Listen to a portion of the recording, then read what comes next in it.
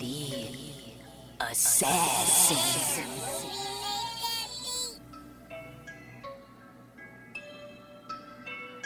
You know I break necks, call me Jack Tate.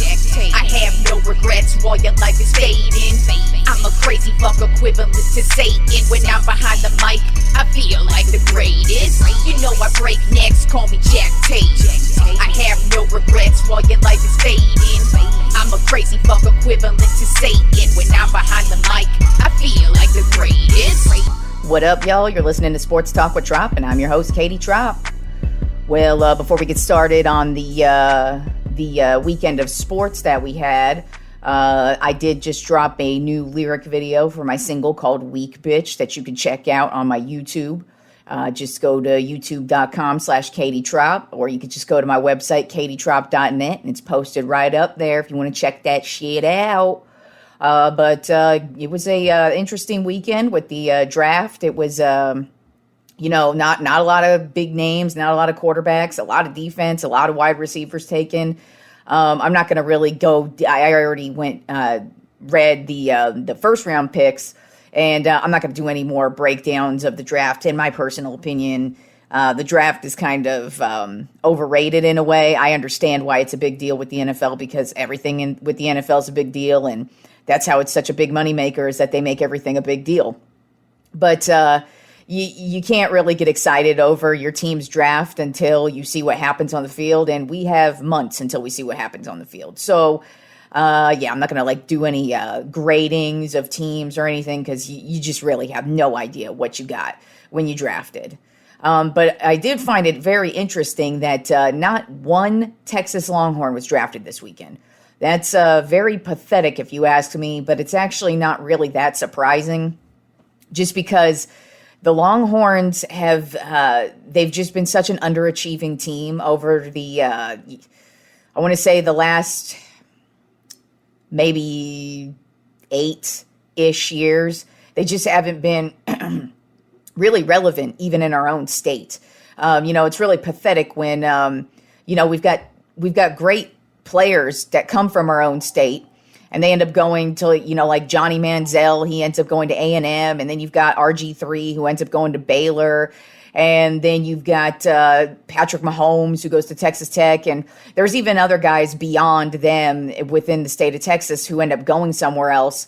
And then they go play somewhere else. And I'm just like, how is it that the Longhorns continuously miss out on some of the best players within our own state? And it's just sad. Hopefully that turns around. I mean, we've got Sarkisian, so hopefully he brings a little bit of winning our way, and that should hopefully help bring in some recruits. But man, it's pretty pathetic when not one Longhorn was drafted this weekend. That really says a lot about our team. And then in other NFL news, Tyron Matthew, the biggest name free agent out on the market right now. He signed with the Saints. So that's a good pickup by the Saints, definitely. Defensively, I don't think the Saints are going to have problems. It's going to be on offense where we'll see what happens. But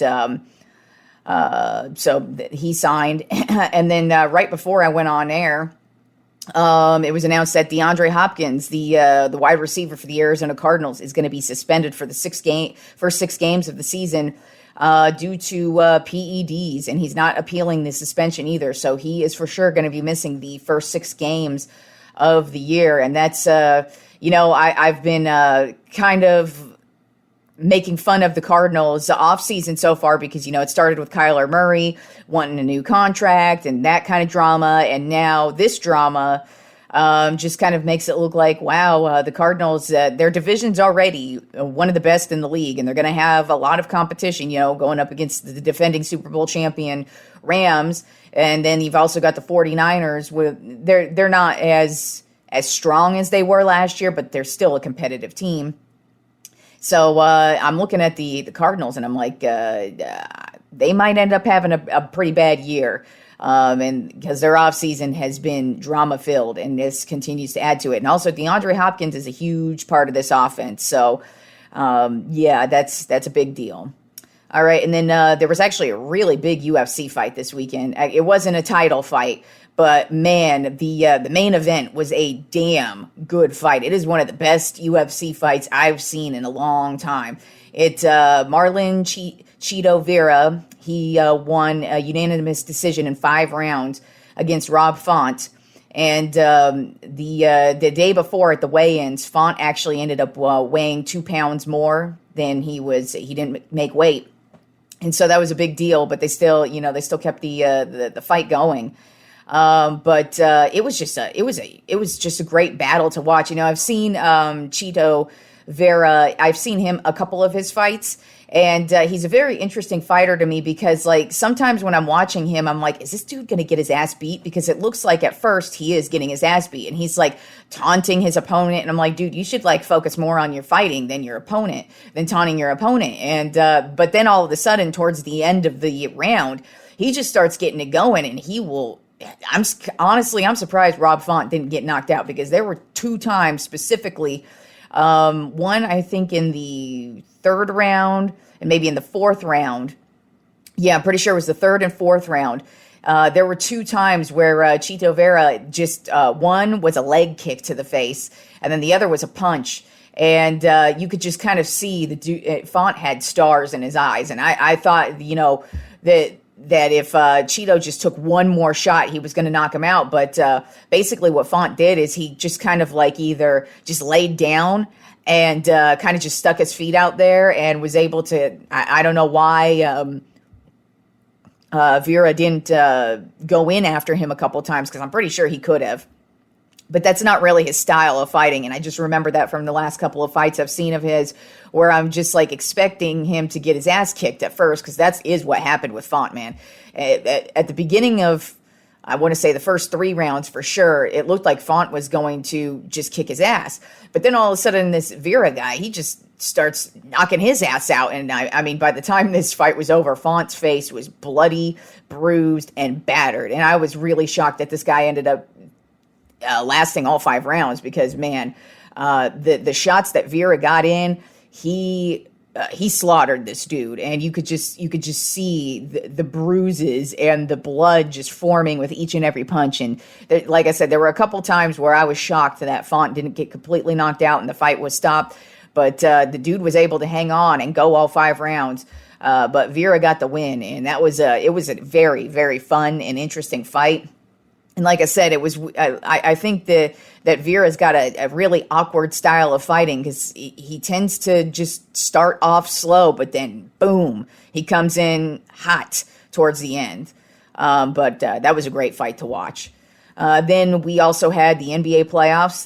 All the conference semifinals matchups are now set, and we actually had 2 of the game 1s kick off yesterday. Starting in the Eastern Conference with the Milwaukee Bucks versus the Boston Celtics. And man, I'm telling you, Giannis is in championship mode. He had a triple-double in a Milwaukee Bucks win, 101-89. Giannis' stat line was 24 points, 13 rebounds, and 12 assists. And not only he was on fire, but just the rest of the team stepped it up, especially in Middleton's absence. I kind of expected a lot more from Boston, but they didn't show up from the jump. It was pretty much Milwaukee the whole way. There were a couple spurts where it looked like Boston was gonna get it going and make it a decent game, but overall, the Bucks just really dominated from start to finish, and that was a huge Game 1 win for Milwaukee to get the win in Boston. I took the Bucks in this one because, like I said, I see Giannis just in championship mode right now, and he's playing some pretty unstoppable basketball at this current point in time. But Milwaukee got Game 1, and we'll see what happens in Game 2 tomorrow. Then moving over to the Western Conference semifinals game that was played Game 1 yesterday, the Golden State Warriors versus the Memphis Grizzlies. Now, this was a damn good game. It was back and forth the whole way through. Golden State ended up getting the win, 117-116 in Memphis. So a big win by them.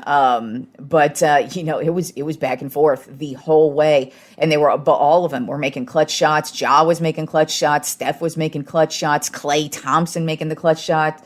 Poole was making clutch shots. There was, Draymond Green ended up getting, tossed out of the game. due to this weak-ass flagrant foul. I don't think he should have got kicked out. He should have obviously got called for the flagrant because that's what the rule is, but him getting kicked out was weak. But then I also agree with him. I feel it was more reputational because he has a reputation of being a dirty guy. And hey, years ago against the Cleveland Cavaliers, he did punch, was it LeBron who he punched in the nuts? He punched somebody in the nuts because that is kind of his MO. He punches dudes in the nuts all the time.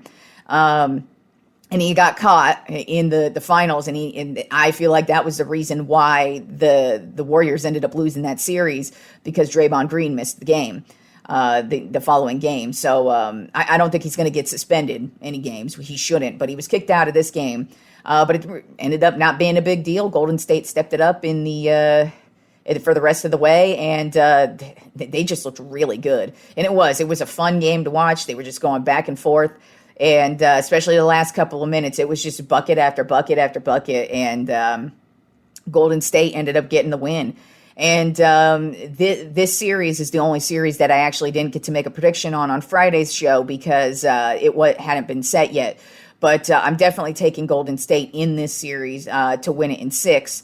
And the only reason why is just because they're clicking on all cylinders. And I really, comparing their first round to the Grizzlies' first round, I felt the Grizzlies were kind of disappointing, in my opinion. Even though they got the win over the Timberwolves, I still think they should have massacred the Timberwolves when the Timberwolves actually played them really well. And I think the reason why the Timberwolves played them really well is because the Grizzlies let them play well against them. And now with Game 1, Golden State got the win. The Grizzlies definitely have to get a win here, Game 2. And obviously they can. I think this is going to be a battle between two great teams. But I just think Golden State's experience is definitely going to outweigh what the Grizzlies have going on.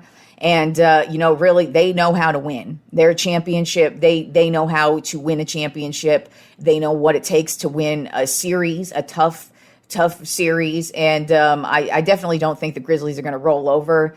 But I think Golden State's actually going to get the win in this series, even though before the playoffs began, I had the Memphis Grizzlies moving on to the following round. I switched that up just because the way the Golden State Warriors are playing currently, they're playing too well to pick against at this current point in time. And then tonight's games, we have Game 1 between the Philadelphia 76ers and the Miami Heat. And unfortunately, after Friday's show, it was also announced that Joel Embiid has an orbital bone fracture and a concussion. And so his availability for this entire series is up in the air. Now, he's definitely going to miss tonight's game, and that's a big deal in my opinion because Joel Embiid is the backbone of this team. And, originally I actually had the 76ers winning this series, but I switched that up to Miami now. I've got Miami winning this in 6 because I don't know, with the uncertainty with Joel Embiid, I don't think anybody else is going to be able to step up. Miami is a deep team. They have really good players, and now that Oladipo has stepped it up in the last round, you look out for another dude on offense to turn it on for the Heat, and as if they didn't need more offense, and now they're getting more offense at the perfect time in the season. And Jimmy Butler, he's playing out of his mind. And really with the Heat, I felt like their biggest weakness was going to be who are they going to match up with against Joel Embiid. Because honestly, I feel like the only team that has anybody to match up with Joel Embiid would be the Bucks and possibly the Suns with Ayton. But even I don't think Ayton would be able to take on Embiid. I think Embiid would dominate him at every level. But with his uncertainty, I've got the Heat winning this round. And I got them winning tonight because no Embiid for sure tonight. They're saying it's possible he could come around for Game 3, and it is possible. But how effective is he going to be? He already has the thumb injury. Now he's going to have to wear one of those clear masks that Rip Hamilton used to have to wear all the time. Because definitely with the fracture, you don't want him to take another elbow to the face. It's already going to be uncomfortable as it is. So, yeah, I actually switched up that pick there only due to that injury, because it's too risky. And then the other game we have tonight, game one, is Dallas Mavericks versus the Phoenix Suns. And I already picked Phoenix in this series. I like what Dallas is doing, but I think Phoenix is playing championship level basketball right now, and they're too hot to stop right now. So I definitely got them winning tonight, and I got them taking the series as well. All right, and let's move on to my Trop 10 MLB Power Rankings, and we had a lot of shakeups this week, a lot of movement in my Trop 10, and we're starting off with number 1, the New York Yankees. They are the hottest team in baseball right now. They are 16-6, 9-1 in their last 10 games. They're currently on a 9-game winning streak. They kicked the crap out of the Kansas City Royals and the Baltimore Orioles this week.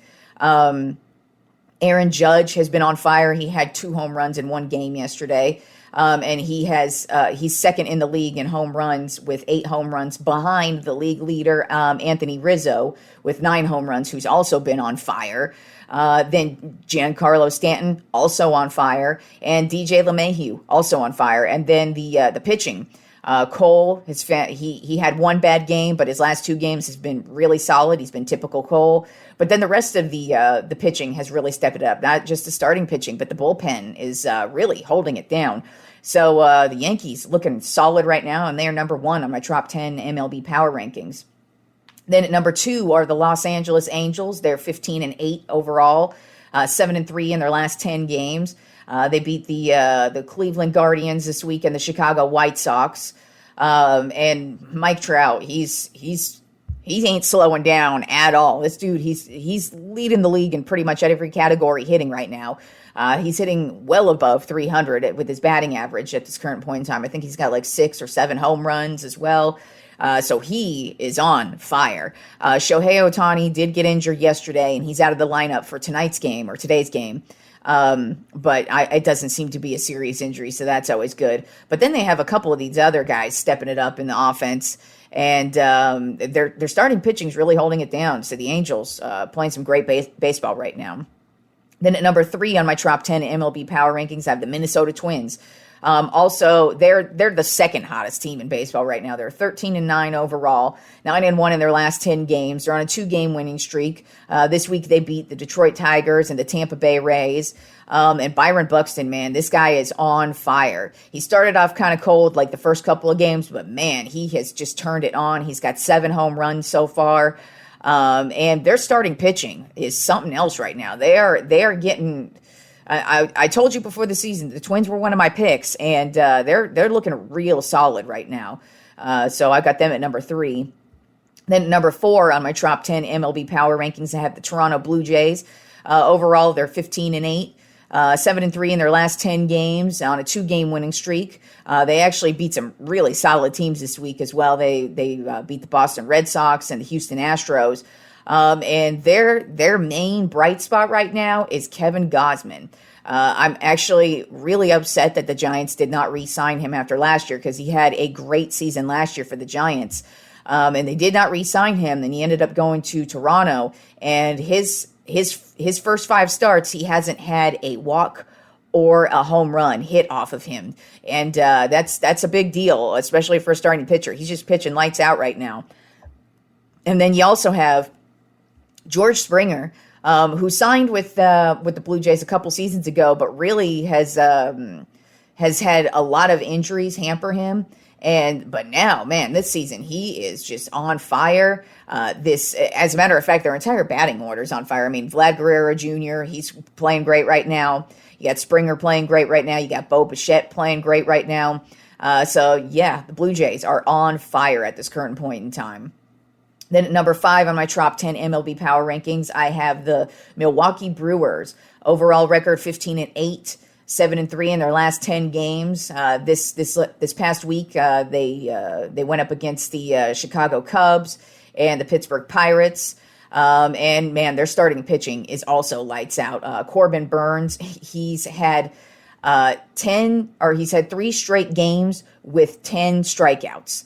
And that's a big deal. He's also, I think his ERA it's something crazy low. I can't remember. It's in the ones at this current point in time. But then you also have Lauer as well. He threw 11 strikeouts in a game the other day, and he leads the league right now with the lowest ERA. I think he's got like a .38 ERA or something like that.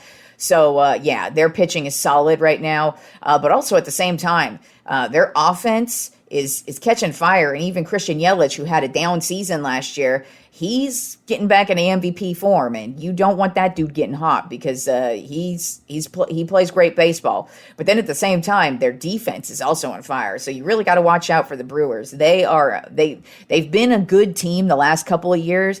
And this could be the year where they're actually like a legitimate contender for the World Series. So, I mean, it's early in the season, obviously, but the Brewers are playing great baseball. Then at number 6 on my Trop 10 MLB Power Rankings, I have the New York Mets. They just fell a little bit, not really for any particular reason. I mean, overall, their record is 16-7, so that's still, I think, second in the league behind the Yankees. They're 7-3 in their last 10 games. And they did have some tough opponents this week. They went up against the St. Louis Cardinals and the Philadelphia Phillies. But I mean, overall, they had a solid week. Max Scherzer, he's pitching out of his mind still. And, Starling Marte had another great week. Alonso, another great week. And Lindor's just still playing great baseball. So the Mets still playing really great right now. Then at number 7 on my Trop 10 MLB Power Rankings, I've got the San Diego Padres. Overall, they're 15-8, 7-3 in their last 10 games. This week they played against the Pittsburgh Pirates and the Cincinnati Reds, so two barn burner bottom of level teams at this current point in time, and especially the Reds, and I'll get to them in a minute actually. But Manny Machado, there's this guy. I think a lot of the league has forgot about him when he got traded over to the Padres. Because, he did have a couple of seasons where he was injured for like half the season and came back. But, man, he's batting like a .338 right now. And he's just really leading the charge with this offense, as well as Jake Cronenworth. He's also having a great season so far. And then Musgrove had a great outing. I believe it was yesterday or the day before. He just pitched a solid game. Then at number 8 on my Trop 10 MLB Power Rankings, I have the Miami Marlins. Overall record 12-9, and they are 8-2 in their last 10 games. One of the hottest teams in the league right now. And they just beat the Mariners this week and the Washington Nationals. So not a couple bad teams there. I mean, the Nationals are kind of bad, but the Mariners aren't. But Jorge Soler, he's turned out to be so far their best free agent pickup at this current point in time. I mean, he's coming off of a World Series MVP, and he's really knocking them out of the park right now.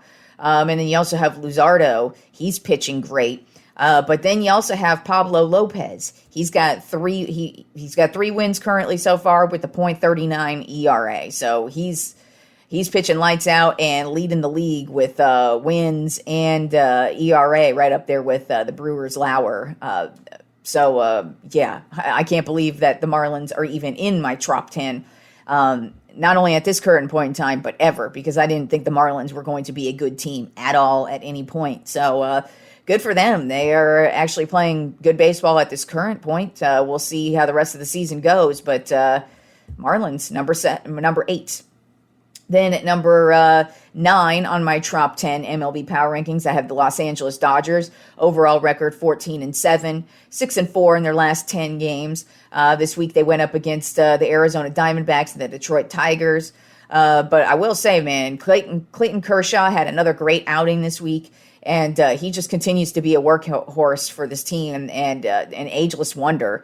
So it's crazy to see him still pitching at the level he's pitching at the age he's pitching at.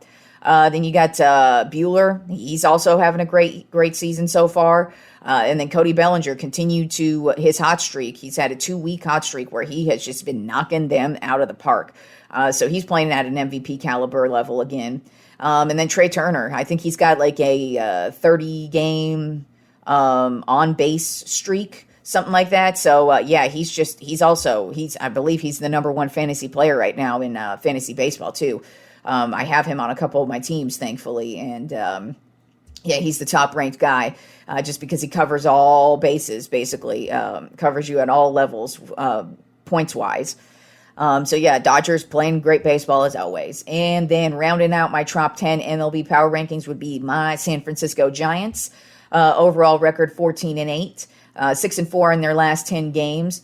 This week they went up against the Oakland A's and the Washington Nationals. The Nationals actually got them back for the ass kicking that the Giants delivered to them last week because the Nationals really took it to them in a couple of games. But we played Oakland very well also, although Oakland is not a very good team. At least right now they're not. But the Giants pitching continues to dominate. Carlos Rodon, man, every start he just dominates. I'm loving what I see from him. And then Logan Webb, he also had another good outing this week.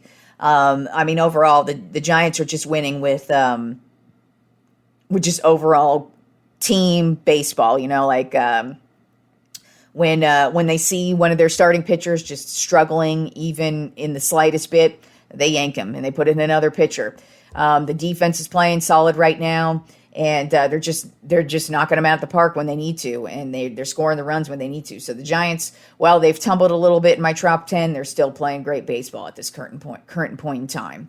Unlike the Cincinnati Reds, who are on a record losing pace right now, they are currently overall record is 3-19. Now I already told you at the beginning of the season that I had a feeling the Reds were going to be the worst teams in the league. And so far they are. They've actually lost 17 of their last 18 games, which I believe I read is one of the worst starts, or it is the worst start ever in franchise history for the Reds. So that says a lot. And I feel bad if you're an actual Cincinnati Reds fan because, man, if this is how the season started, y'all are going to have a long season. And the season is already long to begin with. So have fun with that, Cincinnati. And then rounding out baseball news, the starting pitcher, Trevor Bauer, for the Los Angeles Dodgers, he was suspended for 2 years by the league. And if you haven't been following it, basically a couple of chicks have accused Trevor Bauer of I would call it some fairly rough sex. Basically, they're accusing him of choking them out, basically, to the point of unconsciousness. He's punching them in the face and on other parts of their body, and one of them said he anally raped her, and yeah, it's not a fun story at all, obviously. He wasn't charged criminally, but the league can suspend you.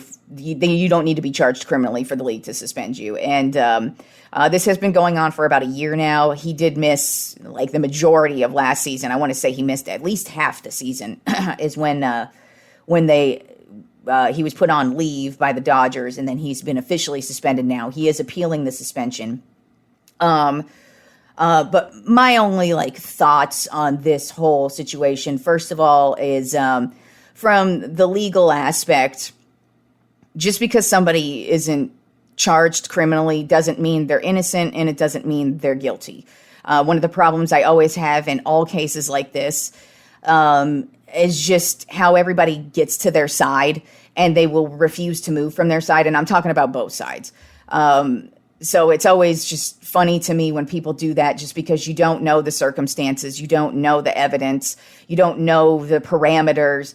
And it's also a criminal case, and it is really difficult to charge people criminally because if you really think about it, this is their life on the line. And if there's any type of reasonable doubt, that's just how it is. And there's just a lot of other parameters as well. I mean, there's, tax dollars, and then there's juries, and then you've got lawyers, and then you've got judges, and you've got schedules, and so there's a whole lot of reasons why somebody would or wouldn't get charged criminally. And like I said, it doesn't mean he did do what he's accused of. It doesn't mean he didn't. And so it always bugs me when people go to their side and they get really indignant about it, especially the side where it's like, "Ow, see, he didn't get charged criminally, so he's completely innocent." And it's like, no, that's actually not true. And as a matter of fact, I would like to point out in all actuality and with real statistics and actual facts, reason, and logic, the majority of the time, if you're accused of rape or abuse, it's actually true. So I just would like to point that out. Now, my actual thoughts on these accusations, because I have read, there's text messages out there and there's a little bit of evidence that we're allowed to read. And from what I've read, I totally see why he wasn't charged criminally, because it is a very he said, she said type of deal. And even I'm kind of torn on how I feel about it, because in some of the text messages, this chick is talking about wanting to have rough sex, but also at the same time, she's saying he did go too far after things happened. So I'm personally torn on the whole situation. But now let's get to what I really wanted to get to, is his suspension for 2 years. I personally have no problem with him being suspended for 2 years, and here's why. If you don't know, if you are a baseball fan, you do know that Trevor Bauer is a fucking asshole. He is one of those dicks who goes on Twitter and argues with people. And when I say he argues with people, he doesn't just argue with celebrities or political people. He just argues with random people. And he says horrible abusive things towards women. He says horrible abusive things towards, reporters, and he's just an all-around general asshole. And honestly, I've read some accounts of teammates not really caring much for him from even when he played with the Cincinnati Reds. Because also, if you don't know, Trevor Bauer actually is a very good pitcher. I will say that Trevor Bauer is a good pitcher. He won the Cy Young. He's been solid his entire career. He played for the Indians. He played for the Reds. The Reds is where he won his Cy Young, I believe. I could be thinking of somebody else, but I'm pretty sure he went to the Reds, and then now he signed with the Dodgers. And he basically played 1 year with the Dodgers, and then last year he played half the year and then was put on leave while all this bullshit got sorted out.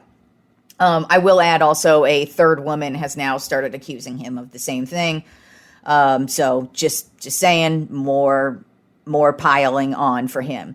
But I do think one of the reasons why he's receiving a 2-year suspension is because of his reputation as an asshole.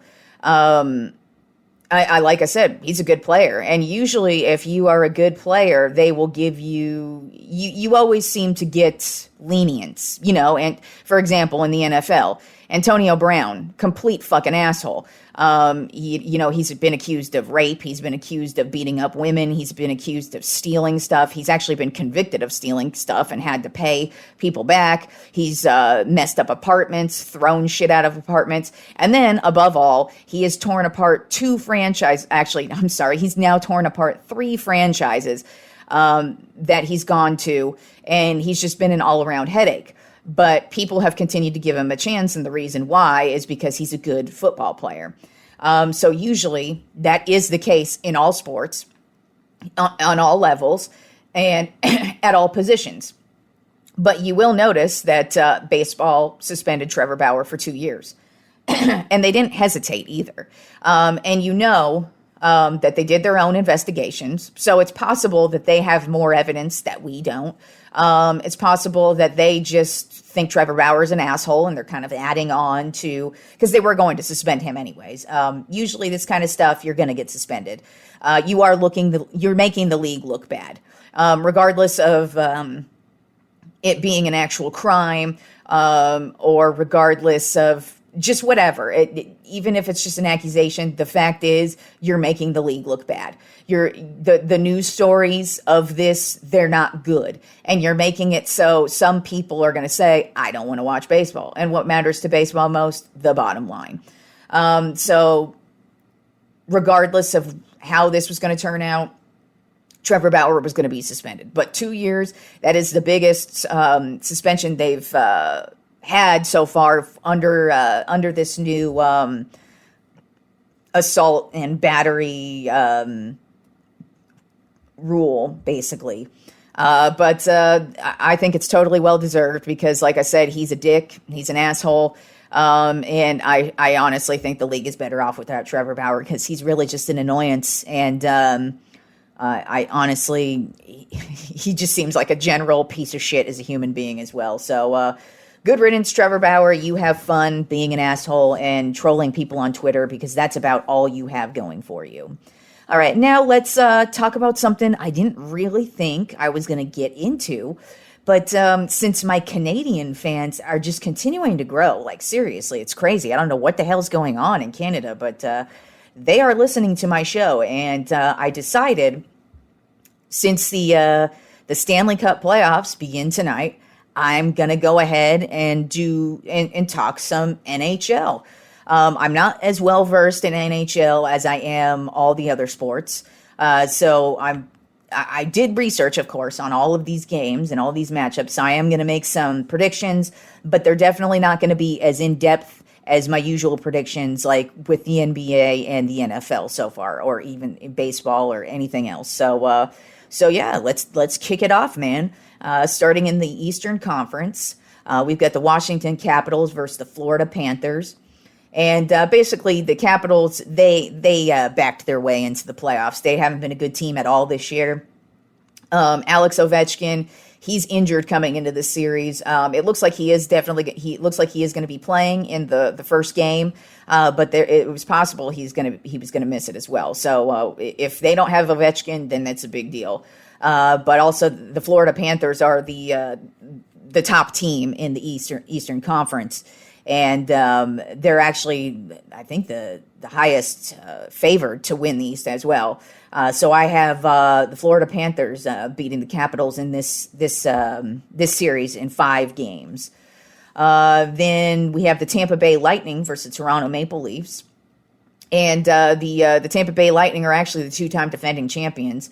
And they are clicking at the right time as well. And but, you look at the Maple Leafs, and they're also explosive with a new young star named Austin Matthews. And I think this is actually going to be a very good matchup when you look at both teams. But I do think I'm going to give the edge to Tampa in this one. Since they are the defending champs, I'm going to give them that championship edge. And I think Tampa's going to win this series in 7 games. Then you've got the Boston Bruins versus the Carolina Hurricanes. And the Bruins have really struggled against the Hurricanes, as a matter of fact. They both are great with their shots, and they both have strong goaltending. But I really don't. With the way that the Hurricanes have dominated the Boston Bruins this season, I really don't see it changing in this playoff matchup. And I have Carolina winning this matchup in 5 games. Then the last matchup in the Eastern Conference are the Pittsburgh Penguins versus the New York Rangers. Pittsburgh's offense is a little bit stronger than the Rangers, but New York actually has the better goalie in this series. So that's going to be where the edge is. But I think Pittsburgh offense is a little bit better, and I know their offense a little bit more than I do the Rangers. So I'm actually leaning towards Pittsburgh in this one in 6 games. And then moving over to the Western Conference, you've got the Nashville Predators versus the Colorado Avalanche. And this was probably the easiest matchup to me because the Avalanche are one of the best teams in the league right now. And they've just been dominating from start to finish. And the Predators basically just backed their way in. And so I think Colorado is going to win this one easy in 4 games. Then you got the St. Louis Blues versus the Minnesota Wild. And actually, these 2 teams were fighting up for home ice all the way up until the last game of the season, which Minnesota ended up getting the best of. Between these 2, these are actually the 2 best offenses in the league from the last month, at least. And it's looking like this is going to be a high-scoring affair. So, if you like a lot of scoring in hockey, this is going to be the series to check out. And I'm actually leaning towards St. Louis in this one in 7 games. Then moving on to the Dallas Stars versus the Calgary Flames. The Dallas Stars are just not a very good team at all, whereas Calgary is probably the most well-rounded team. They have great players at every position, and they're actually one of the the favorites to win the Stanley Cup as well. Whereas the Mavericks, they are Mavericks. The Dallas Stars just they're not that good this year at all. So I've got Calgary winning this one in 5 games. And then the last matchup are the Los Angeles Kings versus the Edmonton Oilers. Full disclosure, while I'm not a major hockey fan, I am a San Jose Sharks fan. So that means I hate the Los Angeles Kings. I root against the Los Angeles Kings. When I see the Los Angeles Kings, I don't care who they are playing. I want to see them lose. So obviously I'm rooting for Edmonton in this one. But I will say, the Kings know how to win. And they always know how to step it up come playoff time. So while I didn't really pick any upsets in this, I think this is the one that has the potential for upset written all over it. And it's mostly just because the Kings have been hot coming into the playoffs. And like I said, they have a lot of experience. They're only a couple of years removed from winning the championship. So yeah, you really got to watch out for the Kings at this point in time. But the Oilers, they do have 2 of the top centers in the league with Connor McDavid and Leon Dreisaitl. I'm gonna mess this last name up. Dreisaitl. Sorry, dude, I fucked that up. I know I fucked that up, but apparently you're a really damn good center. So we'll just call you Leon D. How about that? But they do have great goaltending as well. I do have Edmonton winning this one in 7 games, but like I said, I would not be shocked if the Los Angeles Kings end up moving on. All right, so yeah, there we go. I threw some hockey in there for all my Canadian fans. I mean, I had to do it. I just saw the numbers, and I mean, it's a regular, like, daily occurrence now that I'm getting Canadian fans. So I felt like, hey, man, I got to throw in some NHL, even though I'm not that well versed at it. So hopefully I gave you a little bit of a decent preview on that. We got more NBA playoffs kicking off tonight. Right now, the 76ers versus Miami Heat, they're in the first quarter right now. Miami's up 25-20, so it's not that much of an ass kicking currently. But we got playoffs the rest of the week, baseball the rest of the week. And enjoy the week of sports, and I will talk to you guys on Friday.